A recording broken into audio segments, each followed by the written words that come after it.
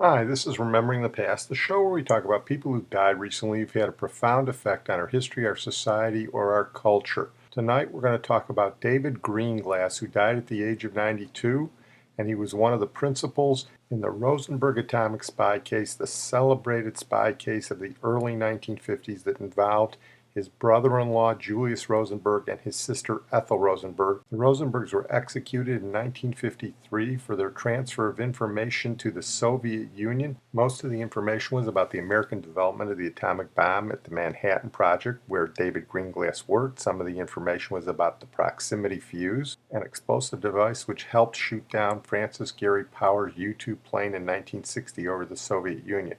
The Rosenberg case is still hotly debated today, including by the Rosenbergs' two children. For those of you who are unfamiliar, and even for those of you who are familiar, we'll see if we can at least clear up some of the mystery behind what actually happened.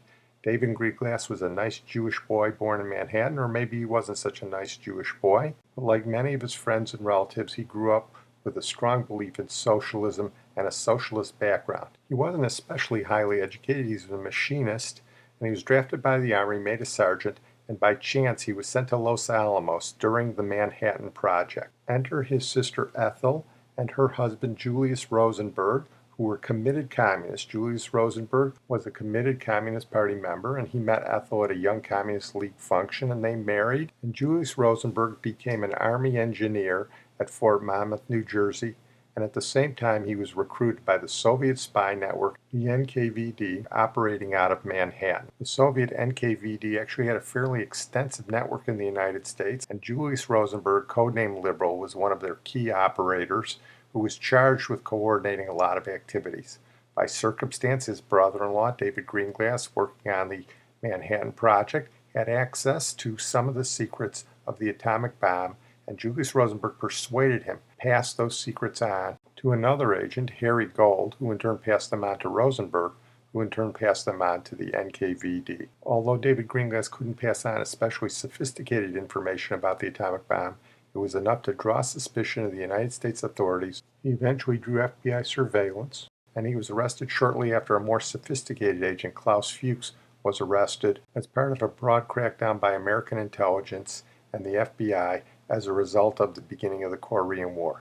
In 1950, after his arrest, David Greenglass implicated Julius Rosenberg and his sister Ethel, who was Rosenberg's husband. Here's a brief report on what was going on at the end of World War II and the beginning of the Cold War. On August 6, 1945, an American warplane appeared over Hiroshima and dropped a nuclear fission device nicknamed Little Boy. 3 days later, at Nagasaki, a mechanism nicknamed Fat Man killed an additional 75,000. The Second World War ended with the United States in sole possession of the most powerful weapon in history, the atomic bomb.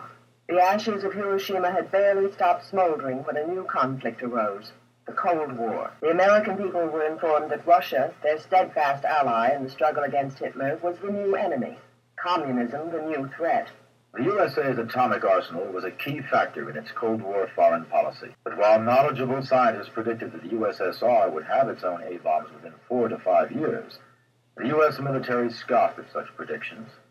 Ranking generals insisted the Russians were so backward they wouldn't be able to build an atomic weapon for 15 to 20 years.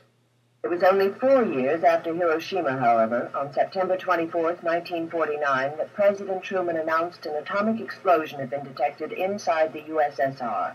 Many Americans were stunned. Their sense of invulnerability crumbled. For some, there was only one possible answer. The secret of the atomic bomb must have been stolen. In June 1950, the Cold War turned hot as hostilities exploded in Korea.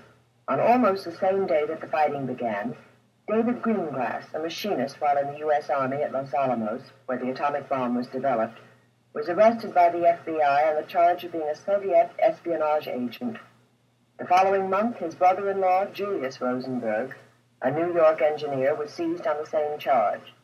The arrests of Ethel Rosenberg, Greenglass's sister, and Morton Sobel, a college friend of Julius Rosenberg, soon followed. After David Greenglass was arrested, the grand jury heard that the arrest of Julius and Ethel Rosenberg came about primarily because of the testimony before the grand jury of Ruth Greenglass, David's wife, who said he'd been recruited by Julius with the help of Ethel. So Ruth Greenglass had implicated both of the Rosenbergs. Here is what happened next. In the years following World War II, tension between the United States and Communist Russia steadily escalated. Because of the constant threat of nuclear war, all military information was top secret. International espionage was big business. The Soviets set up an inside operation of spies within their New York consulate to gain top secret information. This covert group recruited agents across America. The agents supplied the Soviets with America's wartime military and industrial secrets. One of the primary agents was allegedly a 25-year-old named Julius Rosenberg. He was employed as a Signal Corps inspector assigned to the Emerson Radio Corporation, where secret military equipment was being developed. Rosenberg presented the Soviets with a fully assembled proximity fuse, which was used in radar devices for anti-aircraft artillery and bombs. Outside Washington in late 1946, a highly classified government program called Venona was working to combat Soviet intelligence. The Venona program began breaking Soviet codes transmitted by cables between Moscow and the United States. The program uncovered a large spy ring led by Julius Rosenberg. Rosenberg was responsible for organizing U.S. spies who delivered top-secret military information to Russia. In July 1950, Julius Rosenberg was arrested. His brother-in-law, David Greenglass, identified him to federal authorities as being a spy for the Russians. The government also arrested Rosenberg's wife, Ethel. It was presumed that Ethel had knowledge of top-secret information and had conspired with her husband to commit espionage.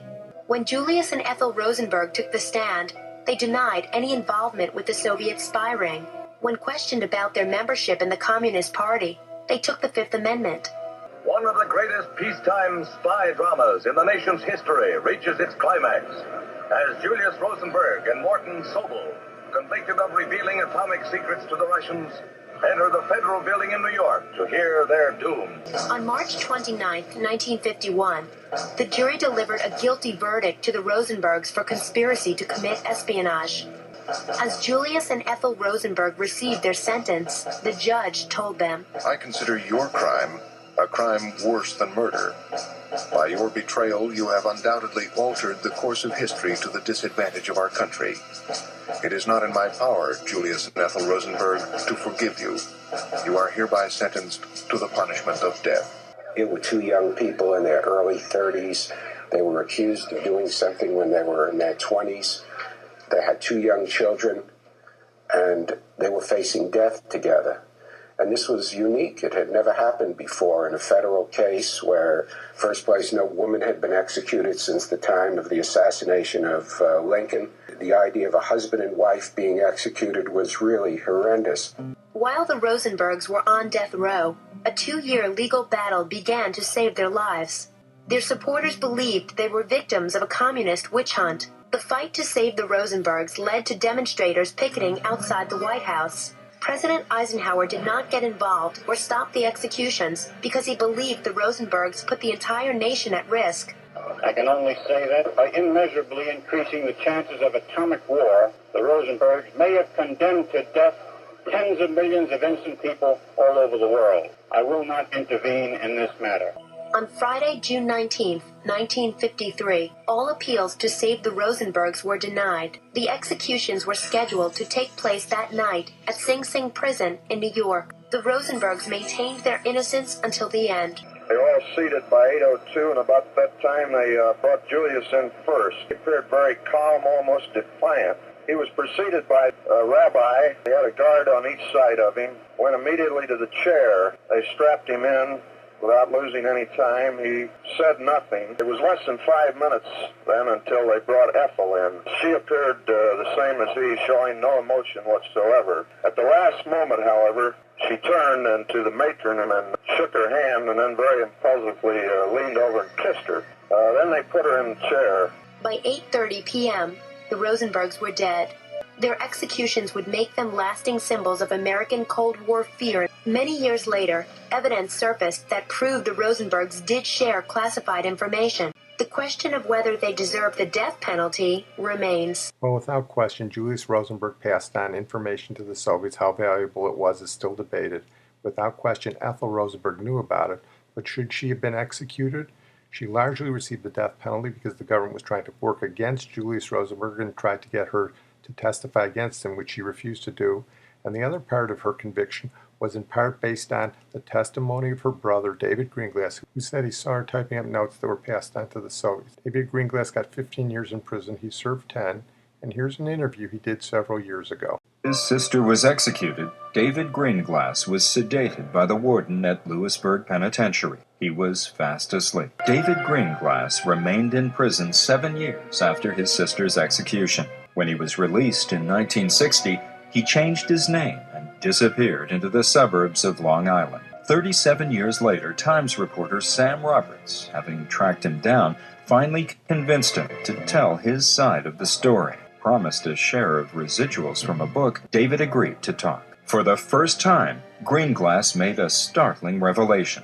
He admitted that he had never actually seen his sister Ethel typing his notes. This directly contradicted the key testimony that had led to his sister's conviction. You have no memory and did not have a memory at the time of Ethel typing up those notes.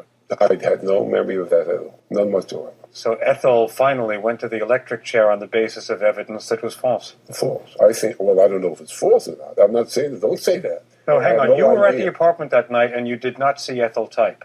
As far as I remember, I didn't see her type. I didn't. If Ethel and Julius were in this room today, what would you say to them? That they were pretty stupid. They were pretty stupid. They were smart in some ways. They were highly intelligent, but they were real believers. So why did Greenglass lie about his sister on the witness stand? He was trying to save his own neck, certainly trying to save his wife, and he went ahead and, without realizing the consequences of it or caring about the consequences of it, lied about the key piece of testimony against Ethel Rosenberg. Does he have remorse now? No. My wife is more important to me than my sister. My children are more important to me than my sister. And I had no idea in any case that whatever I said was going to cause anything with my sister.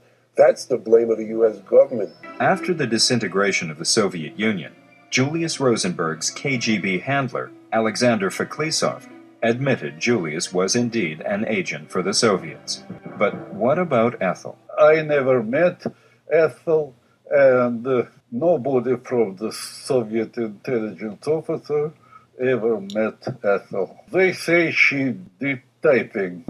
They name especially Greenglass's information she typed, but clearly remember that when Julius gave the information from Greenglass, it was in handwriting. Why didn't Ethel speak out on her own behalf? Why was she willing to die and leave behind the 2 young children she claimed to love? I think they were proud to die for the cause. They were committed ideological communists, and that was more important to them than saving themselves or being there for their children. Why has this trial cast such a large shadow over the past 5 decades? Perhaps the answer lies not just in its larger themes, but because it resonates on a much more intimate level. The family dynamics of this American tragedy. Beyond the Cold War, beyond the atomic bomb, beyond what J. Edgar Hoover called a crime that resulted in the trial of the century. It's a story about love and betrayal and deceit on a personal level. It's a story about family. Well, I'm going to close on that note. I want to thank my producer, Sid Tepps. You can decide for yourself. Read more about it. Julius Rosenberg, definitely guilty. Ethel, definitely guilty, but perhaps not of an offense that merited execution. David Greenglass, guilty, who was willing to stand by his family rather than his ideology. And the Rosenbergs willing to stand by their ideology rather than their family. After they were sentenced to death, Julius and Ethel Rosenberg were next to each other in their cells at Sing Sing. He would sing the Battle Hymn of the Republic to her. She would sing this song to him. It's by the Weavers. It was a #1 hit in 1950, arranged by Gordon Jenkins, originally written and sung by Leadbelly. The Weavers had their own communist association problems in the 50s. We talked about that when we did the Pete Seeger podcast, but this was one of the great songs of the era. Irene, good night. Irene, good night. Good night, Irene. Good night, Irene. I'll see you in my dreams.